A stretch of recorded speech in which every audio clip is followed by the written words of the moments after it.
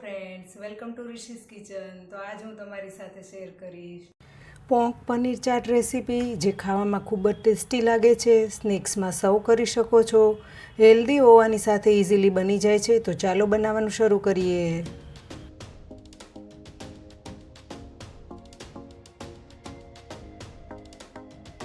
પોંક પનીર ચાટ પર સ્પ્રિંકલ કરવા મસાલો તૈયાર કરી લઈએ. બોલમાં 1 ટેબલસ્પૂન શેકેલું જીરું પાવડર, 1 ટીસ્પૂન કાશ્મીરી લાલ મરચું પાવડર, 1 ટેબલસ્પૂન તીખું લાલ મરચું પાવડર, સાથે સ્વાદ અનુસાર સંચળ પાવડર. સારી રીતે મિક્સ કરી લઈએ.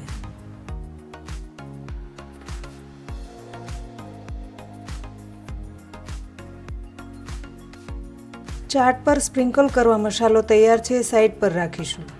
ગેસની ફ્લેમ ઓન કરી પેનમાં 1 ટેબલસ્પૂન દેશી ઘી. ગેસની મીડિયમ ટુ લો ફ્લેમ પર ઘી હલકું ગરમ થાય એટલે 100 ગ્રામ પનીર.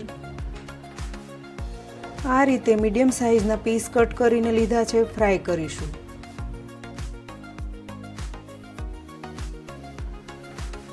સો ગ્રામ પનીરમાંથી 3 પ્લેટ ચાટ તૈયાર થશે. એકાદ મિનિટ પછી સાઈડ ચેન્જ કરીએ. 2 મિનિટમાં પનીરના પીસ ફ્રાય થઈ ગયા છે. ગેસની ફ્લેમ બંધ કરીએ. પોંક પનીર ચાટ માટે પ્લેટ તૈયાર કરીએ. પ્લેટમાં આ રીતે ફ્રાય કરેલા પનીરના પીસ મૂકી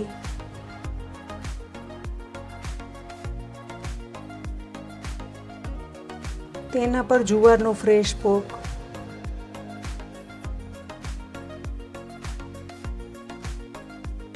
મેં અહીંયા 1 કપ ફ્રેશ જુવારનો પોંક લીધો છે. તૈયાર કરેલો મસાલો સ્પ્રિંકલ કરીએ. તેના પર મીઠું દહીં, જેનો વિડીયો પહેલેથી ચેનલ પર અપલોડ કરેલો છે. લિંક ડિસ્ક્રિપ્શન બોક્સમાં આપી છે, તમે ચેક કરી શકો છો.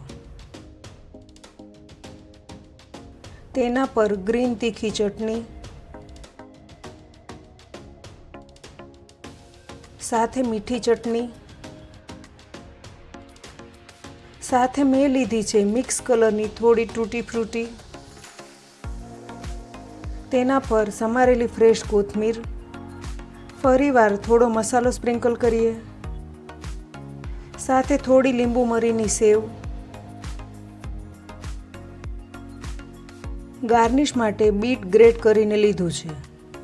સાથે થોડા દાડમના દાણા.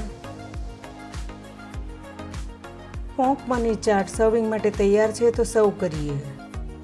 તો ફ્રેન્ડ્સ, તમે આ હેલ્ધી પોંક પનીર ચાટ રેસીપી જરૂરથી ટ્રાય કરજો અને મને કમેન્ટમાં જણાવજો કે કેવી લાગી. જો સારી લાગે તો વિડીયોને લાઇક અને શેર કરજો. રિશીઝ કિચન ચેનલને સબસ્ક્રાઈબ કરજો અને આવી જ નવી રેસીપી જોવા સાઇડ પર આપેલ બેલ આઇકન પ્રેસ કરજો, જેથી આવનાર નવી રેસીપીના નોટિફિકેશન તરત મળે. ફરી મળીશું નવી રેસીપી સાથે. Thank you for watching.